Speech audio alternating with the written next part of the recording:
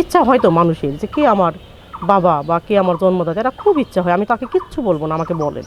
মুখস্থ গড় গড় গড় গড়কে বলার মতন বলে দিল যে আমার খালাতো ভাইয়ের সাথে বিয়ে হয়েছিল, সে মারা গেছে, তারপর তোমাকে নিয়ে আমি চলে আসি সান্তাহার, আমার বাড়ি ছিল নোয়াখালী। তারপরে তোমাকে নিয়ে যখন আমি খুব কষ্ট করতেছিলাম, আমার চলতেছিল না, তখন তোমার বাবাকে আমি পালক দিয়েছি। আমার কেন জানি মনে হলো যে মিথ্যা বললো, আমার মনটা মানে বললো, তখন আমি ওই নোট করে রাখলাম ওটা।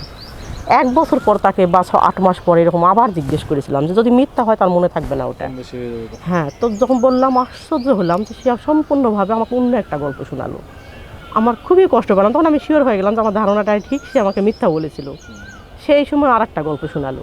তো যাই হোক, 3বার আমি প্রশ্ন করেছি, 6 মাস 8 মাস 1 বছর মানে পার্থক্যে সে 3বারে 3 রকম গল্প বলেছে আমার কাছে। লাস্টের দিন আমি তাকে খুব চরম করে ধরলাম এবং বেশ কটু কথা বললাম যে কেন আপনি আমাকে মিথ্যা কথা বলেন। তো সে কেন জানি না হঠাৎ করে আমার 2 হাত ধরে একদম বাচ্চার মতো কান্না করে দিল। কান্না করে দিয়ে বললাম আমি বলতে পারবো না, বলবো না, তুমি আমাকে এই প্রশ্ন কোনো দিন করবা না।